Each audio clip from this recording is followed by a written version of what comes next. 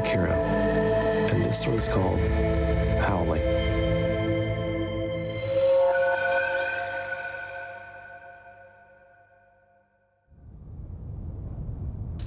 When I was a kid, the neighborhood kids and I would play in an empty lot close by. We'd bring our toys, bikes, anything fun out there, and we'd play for hours. Some of us would even play baseball, and we felt like those children from the Sandlot movie. Hell, it was exactly like the movie, even the mean old dog in the house behind us. There was never an issue before. But one summer, while all of us kids were playing, we could hear that dog moaning and groaning at us. We didn't know much about the house. We'd ask our parents who lived out there, and they'd shrug and tell us to mind our business. I tried looking over the fence to catch a glimpse of any signs of life, but there was so much foliage that we couldn't see anything. That's when rumors started to circulate through the children of the neighborhood. The house behind the lot was the home to a family of monsters that only come out at night, with their demon dog guarding the premises. Stupid, I know, but that's what we truly believed as kids. Well, one afternoon, someone's ball went sailing over the fence and into the backyard of that mysterious house. From beyond the mass of trees and bushes, we all froze when we heard that odd wailing. It was the sound of that demon dog going after the lost toy. I looked over to see a girl crying, and not just any girl. Her name was Madison, and she lived just across the street from me. Her family moved in last year, and we went to the same school. I always kind of fancied her, so when I saw that she was crying, I decided to man up and do something about it. I hopped onto my bike and made my way to that house. I turned around the block and arrived at the front of the house. It was an old place. If you thought the back was overgrown, then you'd be surprised to see a forest in the front yard. I got off my bike and followed the paved path towards the front door. The house was fully in view. It was completely disheveled. So much so that I was sure it was abandoned. Imagine you're a typical haunted house and you'd see what I saw that day. So I stepped up to the front door. The wood was chipped and cracked, and I knocked. There was no response, so I knocked again.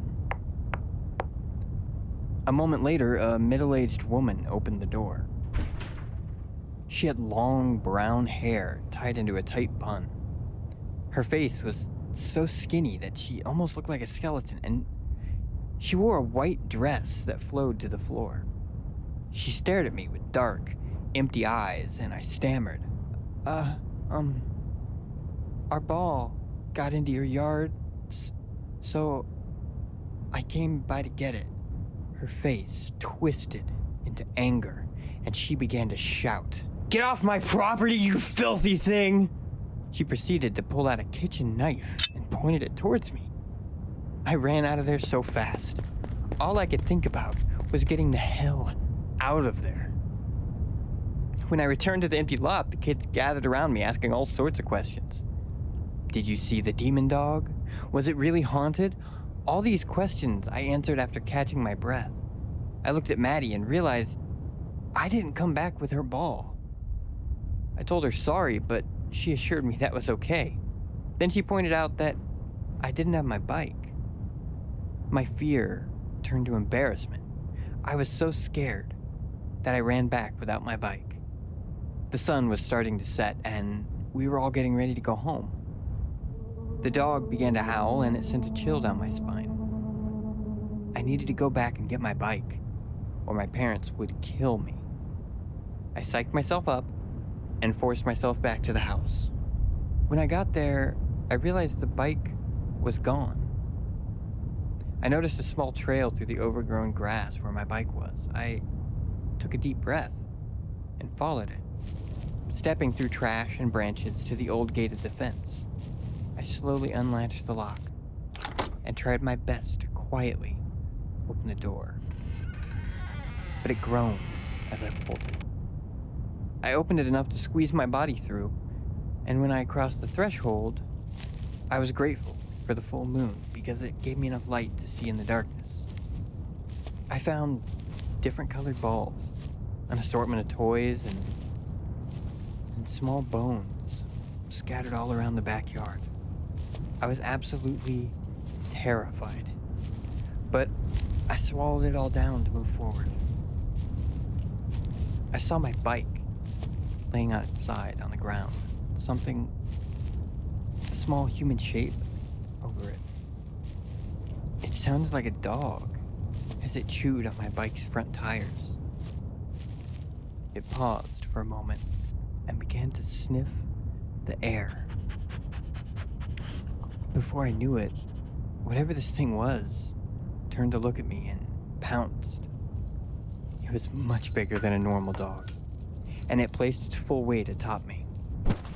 We crashed onto the ground and it began to snap its jaw at me. I pushed it away and realized I didn't touch fur, but rough human skin. I managed to kick the monster off me, and the moon revealed its visage. It was not a dog. It was a boy. Maybe a couple years younger than me.